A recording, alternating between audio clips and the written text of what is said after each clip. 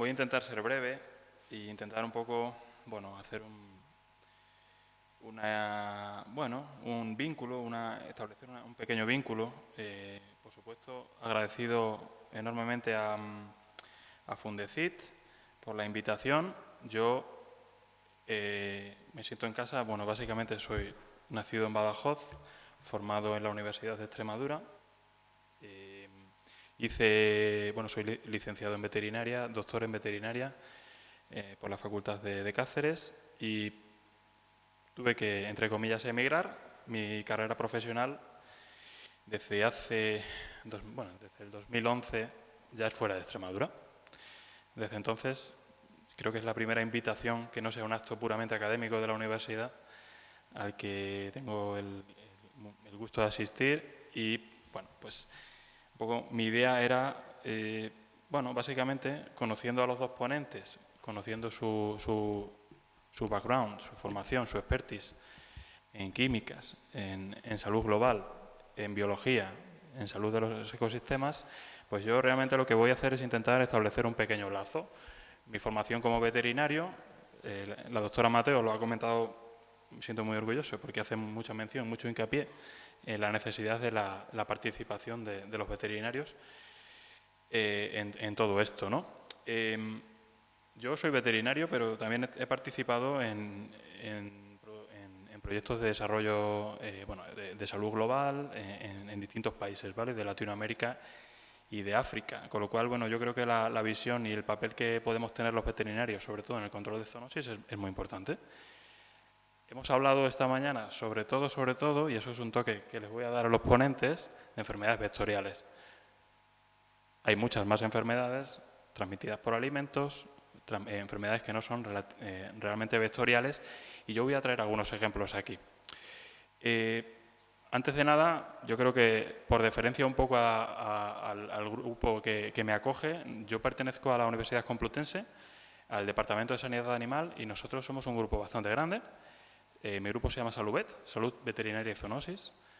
Creo que hacemos las cosas relativamente bien, nos han calificado como excelentes en la Comunidad de Madrid, y nosotros tenemos un poco una transversalidad, porque tenemos el grupo de investigación SaludVet y tenemos una EBT, una empresa, una spin-off, que se encarga de hacer la transferencia.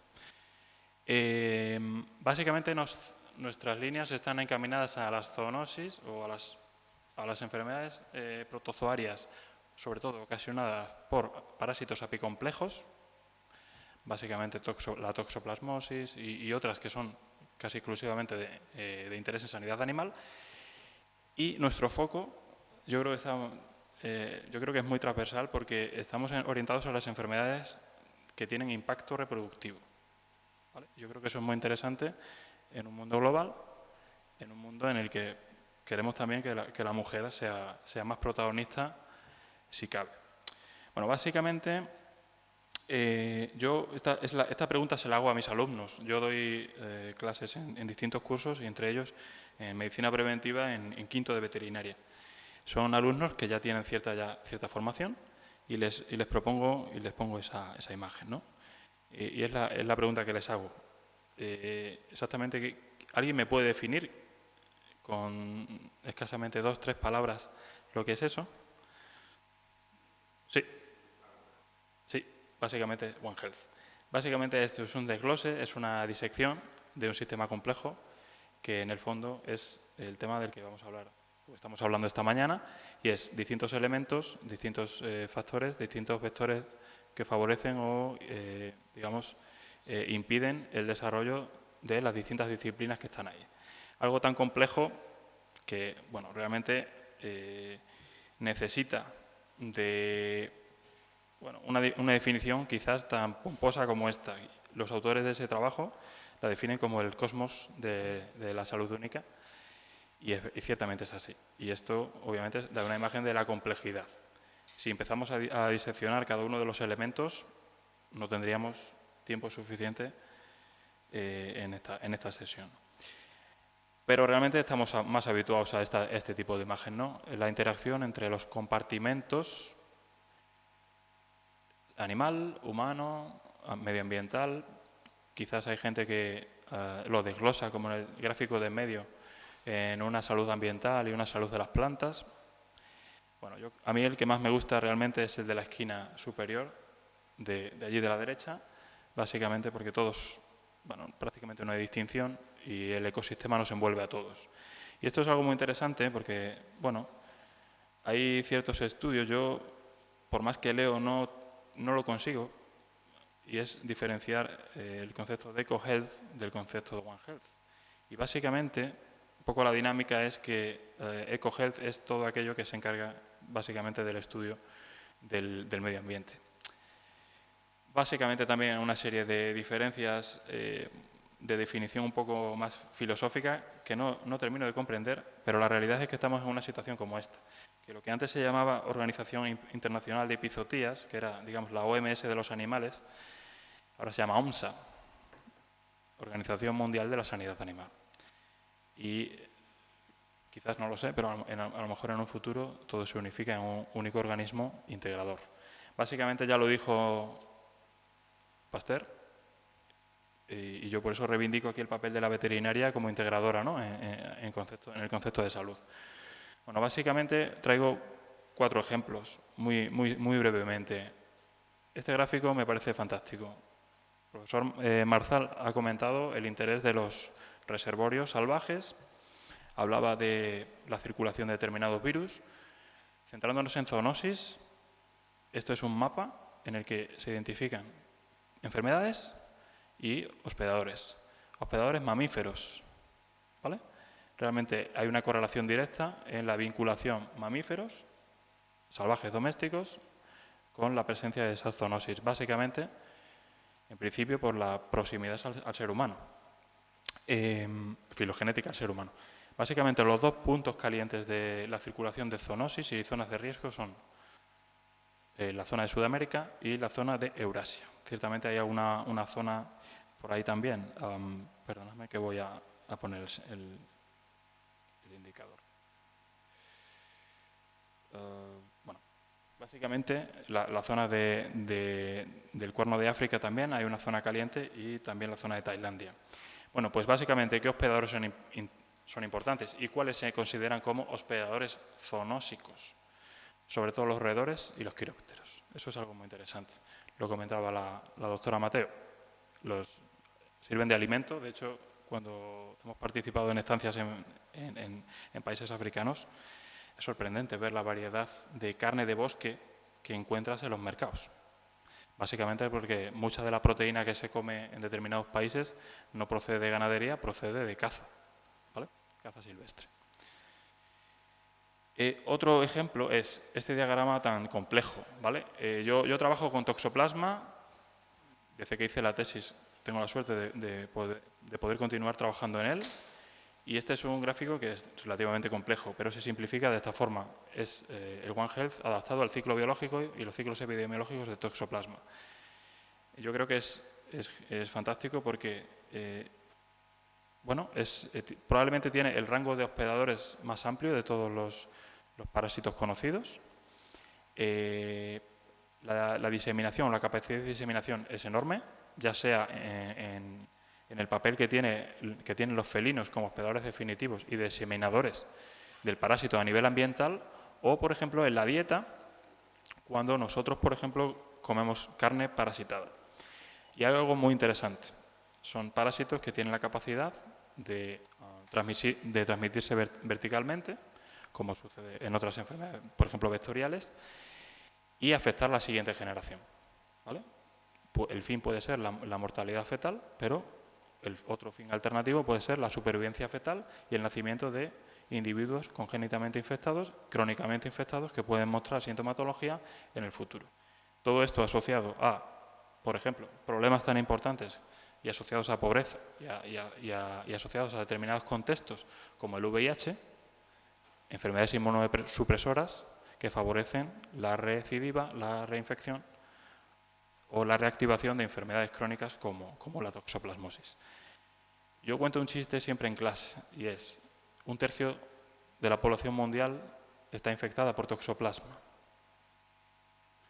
Nosotros somos en la sala, no sé, 15 personas. Os toca a una proporción más alta, porque yo soy seronegativo, yo no estoy infectado, porque nos testan todos los años, porque trabajamos con este patógeno. En definitiva, un grupo importante, una proporción importante de esta sala está crónicamente infectado con el parásito. Está entre nosotros, es un tema de salud totalmente global. Bueno, básicamente voy a pasar a otro ejemplo, voy a ir un poquito más rápido. Las resistencias a los antimicrobianos, de las cuales no hemos hablado aquí. Voy a poner un pequeño vídeo, lo voy a ir comentando, no sé si se va a escuchar.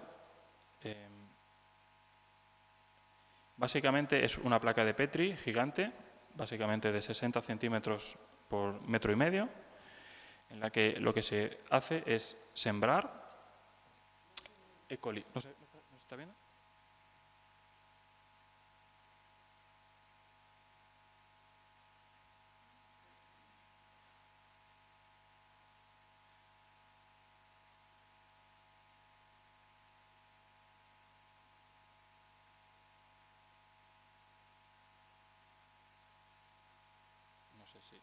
No sé si ahora. Si no, no, os lo cuento, no pasa nada. Sí, yo creo que sí, mejor. Sí. Es un vídeo sencillo y corto, pero quería ponerlo porque enlaza muy bien con otros problemas globales. Perdóname. Bueno, básicamente lo que hacen es sembrar una placa de Petri gigante con E. coli, así, y lo que hacen es utilizar, le quito el sonido y lo cuento, es básicamente una placa gigante en la que siembran E. coli en los extremos donde no hay cero antibióticos y en cada columna hay una concentración que se va incrementando hasta 1000 de ese antibiótico. Siembran la bacteria y lo que hacen es estudiar por imagen el crecimiento y la proliferación de esa bacteria. El proceso se completa hasta el final en 11 días. Este es el crecimiento de las colonias. En principio está retardado por la presencia de un antibiótico y como veis hay nodos en los que empiezan a aparecer genes, esos cepas resistentes, esos mutantes, y empiezan a ser transmitidos en todas las colonias. Esta velocidad parece como que se ralentiza, pero realmente estamos viendo que estamos ya al nivel de una concentración de 10 veces, 100 veces, y en cuestión de 11 días va a haber un crecimiento totalmente bestial de las colonias en una concentración de 1000 veces la concentración mínima inhibitoria para E. coli. Bueno, esos nodos identifican zonas de mutación. Básicamente ese es un problema enorme de salud global, básicamente porque hay una conexión impresionante a nivel de viajes, a nivel de importación o circulación de alimentos. Y esta imagen que pongo aquí es una imagen ya antigua, 2010, una publicación en una revista científica muy importante. Ahí pongo que ha recibido por el momento casi 4.000 citas, eso en ciencia es muchísimo. Y esta pregunta también se las hago a mis alumnos. ¿Falta algo? Ahí vemos la interacción entre los distintos compartimentos, entre los distintos, contextos, fuentes, reservorios. Efectivamente, falta muchísimo.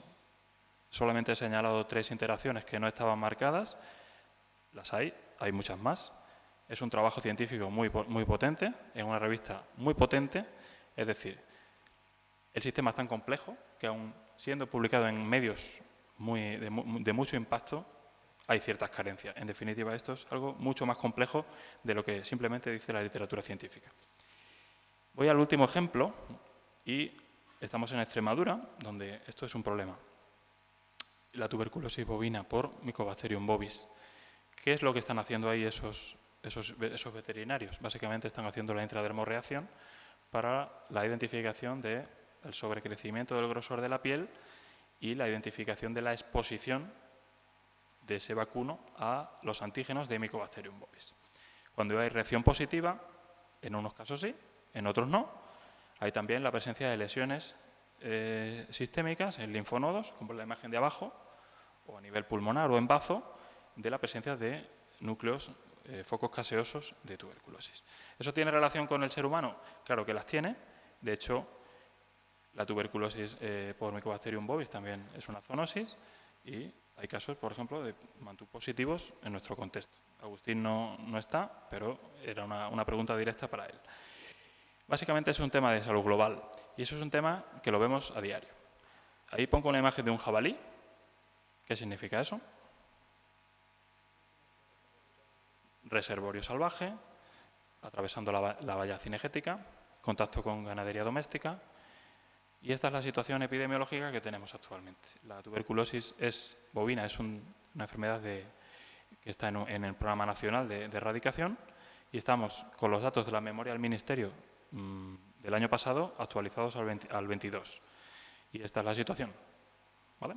Tenemos una incidencia o una prevalencia bastante alta, considerando alta en torno al 3%, que es una prevalencia altísima en el sur peninsular, suroeste, y eso ¿con qué coincide? Básicamente con los cazaderos de España, ¿no? Zonas adhesadas, zonas donde hay una interacción directa, ungulados salvajes y ganadería.